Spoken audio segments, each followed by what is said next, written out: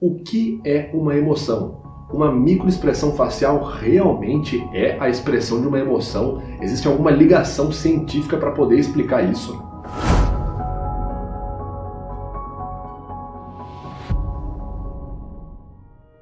Fala aí pessoal, beleza? Meu nome é Vitor Santos, eu sou especialista em linguagem corporal, investigador profissional e perito técnico das microexpressões faciais. E você está no canal Metaforando, o maior canal de linguagem corporal do mundo. Hoje vamos falar sobre um tema que vocês já perguntaram várias vezes aqui, que é basicamente qual que é a relação de uma microexpressão facial com uma emoção. Ou melhor dizendo, o que é uma emoção e como que por meio dessa informação, ou seja, sabendo o que é uma emoção, eu posso entender que a microexpressão facial é uma evidência direta de um comportamento emocional processado no nosso cérebro. Mas antes de eu explicar tudo isso, vale lembrar que se você quer ver mais vídeos como esse, onde a gente faz aqui uma espécie de aula sobre linguagem corporal, de forma técnica, ok? Com bases científicas, se inscreve nesse canal aqui, curte e compartilha os nossos vídeos, beleza? O trecho que vocês irão ver é um recorte do Metadata Podcast de um episódio de 3 horas, onde eu explico sobre a relação direta entre a teoria emocional com base na psicologia evolutiva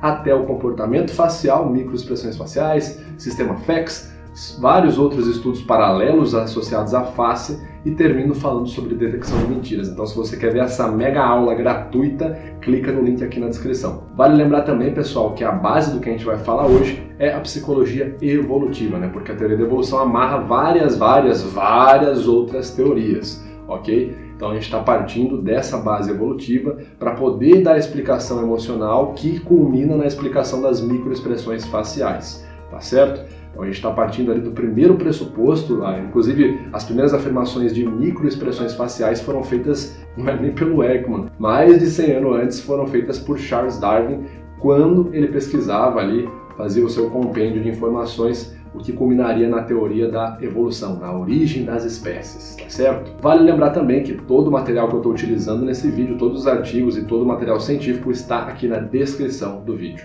beleza? Bom, então vamos entender. O que é uma emoção? Explica pra mim aí, Vitor. Vale falar que assim, gente, você pode perguntar, pesquisar na internet, várias linhas teóricas, não existe um consenso, assim, um conceito definitivo sobre emoção, tipo, a emoção é isso aqui, certo? Diferentemente da sua tíbia, do seu fêmur, da sua clavícula, que se você abrir numa cirurgia você consegue ver que tá aqui, você consegue examinar, observar. Se você abrir sua cabeça, você não vai enxergar a emoção, você não vai ver os carinha do Divertidamente correndo pra lá e pra cá, sabe? Não tem como você pegar um pedaço material de emoção e falar, tá vendo isso aqui? Esse carinha aqui é o raiva, ele que ativa os botãozinhos quando você fica puto, certo? Então, vale falar que assim, existem inúmeras teorias sobre a definição de afetos, cognição, consciência e emoção.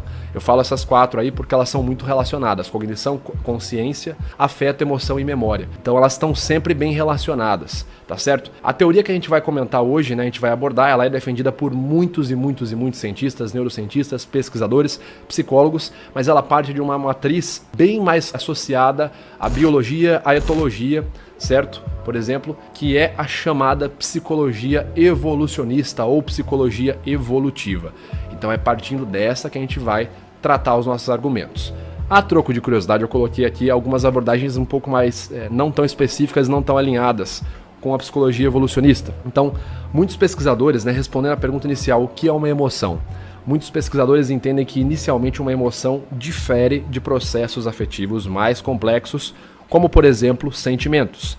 Na visão desses pesquisadores, então, emoções são processos psicofisiológicos que ocorrem de forma majoritariamente inconsciente, reativos a estímulos externos ou internos, positivos ou negativos, que visam a manutenção da nossa espécie, nosso bem-estar, a nossa sobrevivência, propiciando mudanças momentâneas no nosso organismo, né, seguindo ali o princípio da homeostase. Ainda segundo tais pesquisadores, as emoções podem ser avaliadas em valência positiva e valência negativa e ocorrem de forma automática a estímulos, independente da nossa vontade ou da nossa razão. Você não consegue controlar. Tá vindo um animal na minha frente, um leão, eu não vou sentir medo, quer ver? Vou ficar paradinho aqui. A sua reação emocional vai ativar a emoção de medo e as cascatas comportamentais subsequentes, ok? Para explicar melhor sobre isso, eu separei um trechinho aqui do vídeo do professor, né, doutor em ciências, PhD em psiquiatria e psicologia médica pelo Laboratório de Neurociências Clínicas da Escola Paulista de Medicina da Unifesp, o Pedro Calabres, ok? Então vamos ver como que é a definição sobre o que é uma emoção para o Pedro Calabres. Acompanha comigo aqui. Vamos lá.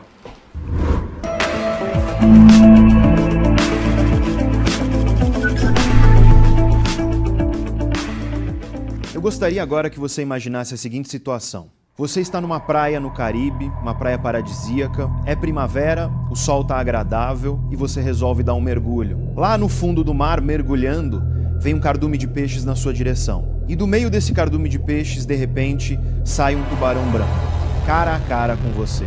É muito interessante o que acontece no seu cérebro quando ele registra a informação tubarão. Seu cérebro inicia a coordenação de um programa de ações muito complexo que vai recrutar o seu corpo inteiro para uma série de mudanças. Suas pupilas dilatam, sua boca seca, seu estômago altera o seu funcionamento, seu intestino para de peristaltar. Se você estiver com o intestino cheio, você solta. É o famoso caguei de medo. O sangue do seu corpo é redirecionado, os vasos se comprimem e dilatam. O sangue ele é desviado de lugares que agora não são tão importantes, como por exemplo o sistema digestório, e enviando para lugares mais importantes, como por exemplo grandes músculos. É por isso que você sente, quando está com medo, aquele frio na barriga. Um outro lugar de onde o sangue é retirado é do rosto. E é por isso que quando você olha uma pessoa com medo, ela geralmente parece pálida, branca. Além disso, o seu cérebro ordena glândulas a secretar hormônios no seu sangue, como a adrenalina e o cortisol, que vão fazer com que aumente a sua frequência cardíaca, fazendo com que o coração bata mais rápido e também aumente a sua eficiência cardíaca, fazendo com que o coração bombeie mais sangue a cada batida. No cérebro, hormônios e neurotransmissores vão ativar circuitarias que vão fazer com que você fique, por exemplo, hipervigilante, ou seja, você jamais dorme quando tem um tubarão na sua frente. Você também vai ficar hiperfocado num fenômeno que nós chamamos de visão de túnel. Ou seja, não existe déficit de atenção quando tem um tubarão na sua frente. Seu cérebro fica negativamente enviesado, hipersensível a qualquer coisa minimamente negativa e ameaçadora que esteja ao seu redor. E tudo isso que eu descrevi e uma série de outras coisas acontece em menos de meio segundo. Bom, pessoal, deu para ter uma visão bem interessante aqui, né, do que o Dr. Pedro Calabres falou pra gente, né? Como eu comentei aqui, né, ele falou de várias reações que acontecem, que estão intimamente associadas à nossa sobrevivência, que ocorrem em um momento muito curto, né, ele falou meio segundo, e que mostra inúmeras alterações corporais ali. Ele mesmo comentou, né, isso tudo que eu falei e muitas outras alterações acontecem em meio segundo, né? Então é muito, muito, muito rápido o processo emocional e você vê que ele está intimamente ligado com a nossa sobrevivência. Isso inclusive na psicologia evolucionista é chamado de emoções básicas, ou como é o termo que o Antônio Damasio, neurofisiologista português, coloca, emoções primárias, ok? Nas palavras de Antônio Damasio, médico, neurologista, neurocientista português, um dos principais estudiosos, defensores e estudantes dessa linha de teoria da psicologia evolucionista, vemos então a diferença, segundo ele, entre emoção e sentimento. Vamos ver o que o Antônio Damasio nos diz. A emoção é um programa de ações, portanto, é uma coisa que se desenrola com ações sucessivas. É uma espécie de concerto, certo? Uma orquestra de ações. Não tem nada a ver com o que se passa na mente. É despoletada pela mente, certo? Você pode ativar uma emoção pensando em algo. Então eu posso mentalizar uma pessoa que eu odeio e plá, sentir uma emoção de raiva. Posso mentalizar um momento muito feliz e posso sentir uma emoção de felicidade. Ou seja, ela é então despoletada pela mente, mas acontece com ações que acontecem dentro do corpo. Nos músculos, coração, pulmões, nas reações endócrinas. Já sentimentos, segundo ele, são por definição a experiência mental que nós temos do que se passa no corpo. É o mundo que se segue o sentimento, ele se segue depois da emoção, mesmo que se dê muito rapidamente em questão de segundos. Primeiro, são ações, emoção, né? São ações e pode-se ver sem nenhum microscópio as emoções. Você pode me ver tendo uma emoção, você não vê tudo, mas vê uma parte. Pode ver o que se passa na minha cara, expressão facial, a minha pele pode mudar, os movimentos que eu faço, corporais, etc.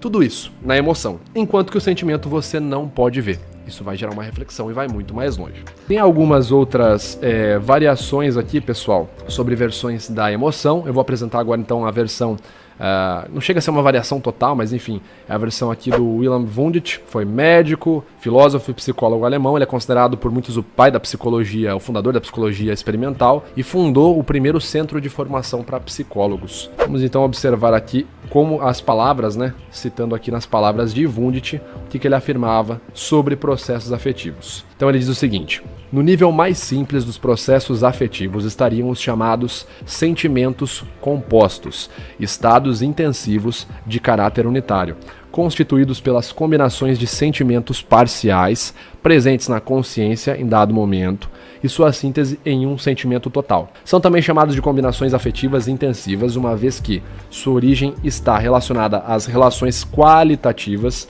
entre os atributos sensoriais das representações, enquanto as combinações extensivas estariam ligadas à organização espacial e temporal das mesmas. A forma mais simples destes sentimentos compostos encontrar-se-ia intimamente ligada às condições sensoriais e sua forma mais elaborada associada a complexos representacionais. O nível seguinte de complexidade seria formado pelas emoções, que representariam uma sucessão unitária de sentimentos, distinguível de processos antecedentes e subsequentes como uma totalidade individual, cujo efeito no sujeito seria mais intenso do que causado pelos sentimentos singulares. Não se trataria, portanto, de qualquer conteúdo subjetivo específico da experiência, distinto dos sentimentos, mas sim de um efeito oriundo de uma combinação especial destes mesmos sentimentos. São, dessa forma, nas palavras de Wundt, processos afetivos de um estágio superior aos sentimentos e constituiriam um dos fenômenos mentais mais importantes capaz de exercer influência sobre os processos representacionais e sobre as ações voluntárias, ligadas às conexões representacionais na consciência. Ou seja, as emoções difeririam dos sentimentos, certo? Somente pelo fato de encontrarem uma expressão externa através das reações dos órgãos, movimentos variados e pela alteração causada na cadeia de representações. Essa é uma das principais visões do Wundt na época. Ele complementa ainda com o seguinte: o processo da emoção envolveria então 3 estágios: o surgimento de um sentimento inicial, a mudança subsequente causada nas representações conectadas, certo? Então, tive uma mudança ali, senti algo. Isso vai gerar uma mudança, tal, diversas mudanças, como ele mesmo comentou, expressas, externalizadas essas mudanças, né? Através de reações de órgãos nossos, movimentações, ok? Então, causadas nas representações conectadas, intensificando e modificando qualitativamente esse sentimento inicial e, por fim, a terceira parte desse processo de 3 partes, a ocorrência de um sentimento final de maior ou menor duração, que tende a desaparecer gradativamente. Isso concorda, né, com a ideia que o próprio Pedro Calabres diz nesse vídeo dele sobre o que são emoções e sentimentos. Sentimentos têm uma tendência a terem uma duração muito maior. Vários professores e pesquisadores fazem até um comentário que é assim: sentimento significa o quê? Sentimento, comportamento, pensamento, tudo entre aspas, né? Nessa pequena cadeia de similaridades fonéticas, sentimento, comportamento, pensamento envolve uma cascata, né? Está associado a sensações mais complexas. Sentimento é muito mais complexo, é muito mais duradouro, você pode ficar anos num sentimento, num processo sentimental depressivo, por exemplo. Emoção, ação, agir. Emoção, ação, agir emocionalmente, agir. Então, sentimento mais reflexivo, mais duradouro, maior, menor intensidade, mais longo, envolve outros comportamentos, como o próprio Pedro Calabres cita nesse vídeo, as regiões anatômicas que processam sentimentos, as circuitarias cerebrais e as circuitarias que processam sentimento, que processam as emoções, não são totalmente iguais, não são totalmente as mesmas. Então, sentimento difere de emoção. Emoção, ação, agir. Algo que acontece rápido, ação, emoção. O que conseguimos perceber então é que o Wundt reafirma a ideia de que emoção se difere de sentimento, de comportamento emocional. Além de ser majoritariamente involuntário, é singular justamente pelo fato de externalizar-se através de reações observáveis nos órgãos e nos movimentos, como o próprio Wundt fala. Mas a gente estava falando então do processo de evolução, né? O próprio Pedro Calabres aqui citou a situação de um tubarão branco vindo na sua direção. Você sente uma emoção de medo e vai ter alguma reação de sair nadando, de fugir, porque você está pensando na sua sobrevivência. Então, se a gente for estudar o processo emocional, a gente tem que olhar para a nossa sobrevivência, obviamente pela perspectiva, como eu comentei no começo do episódio, pela perspectiva da evolução, certo? Da seleção natural. Então não tem como não falar do Charles Darwin. Charles Darwin é conhecido mundialmente por sua mais famosa obra, A Origem das Espécies. Nesse livro ele defendeu todas as linhas de evidências que conseguiu reunir durante suas viagens ao redor do mundo, que mostrava que os seres vivos descendiam todos de um único e primeiro organismo em comum. Acho que todo mundo sabe do que eu tô falando, né? A teoria da evolução. De forma que todas as espécies de alguma forma possuiriam um grau de parentesco. E a espécie humana estaria incluída nesse esquema. Acontece que em 1872 teve uma outra grande obra atribuída ao Charles Darwin, ok? Que inclusive se desenvolveu de forma paralela. Inicialmente ela seria só um capítulo, ali um artiguinho que o próprio Darwin ia publicar no livro A Origem das Espécies, mas esse trabalho secundário dele se desenvolveu quando ele observava nas viagens dele ao redor do mundo, e ele acabou fazendo um livro só para isso, que se chama A Expressão da Emoção nos Homens e nos Animais. Então ele publicou esse grande trabalho. E o que é esse trabalho? É um insight bem à frente de sua época sobre a natureza das emoções, ok? Então nessa obra o Darwin dizia, né, ele dizia conceber as emoções como módulos. Isso quer dizer que cada emoção seria caracterizada por um comportamento específico, bem como um conjunto de mudanças fisiológicas específicas, apesar de na época os naturalistas não contarem com muitos meios para se medir parâmetros fisiológicos, ok? Então a emoção seria módulo, cada emoção teria comportamentos específicos, mudanças específicas, respostas fisiológicas específicas. Se a gente parar para pensar o comportamento emocional que a gente entende hoje, alinha-se muito com o que foi proposto pelo Darwin. Vamos lá, vamos fazer uma comparação bem básica. Quando você sente raiva, certo? Imagina a raiva que você sente de uma pessoa agora, pensa nessa pessoa. Lembra de alguma vez que você sentiu raiva dela? Você provavelmente sentiu tremor nas mãos, deve ter sentido uma alteração no seu fluxo cardiorrespiratório, deve ter sentido ali uma tensão nos ombros, a voz talvez ficou trêmula, ficou mais aguda, ficou mais alta, né? Falou mais alto, um pouco mais agudo, você deve ter começado a se coçar mais, ficar inquieto, certo? Deve ter começado a verbalizar várias coisas negativas, pode ser que você tenha tido até uma úlcera nervosa, o estômago tenha reagido de um jeito ruim, coceira, a garganta aperta, sua respiração fica mais ofegante, pode ser que você tenha sentido tudo isso quando sentiu raiva de alguém. Agora lembre-se de um momento muito bacana, muito feliz, muito positivo, certo? É algum momento que você estava com outras pessoas. Talvez você tenha sentido relaxamento corporal, certo? Não tenha sentido sensações de preocupação, não tenha sentido aqui o estômago, aquela úlcera apertar, aquela vontade de, ai meu Deus, tô mal do estômago, coceira, certo? Sensação de mal-estar, dor de cabeça, talvez você não tenha sentido isso, provavelmente, muito provavelmente não, quando você estava muito feliz. Então se alinha totalmente com o que foi proposto pelo Darwin, ou seja, uma visão de que as emoções se orientariam de forma modular. Então, emoções eram módulos, né? Essa é a teoria inicial do Darwin. Por serem módulos, elas teriam ali reações, consequências, respostas corporais, fisiológicas diferentes e específicas para cada emoção. Isso foi falado por ele num primeiro momento. Tá?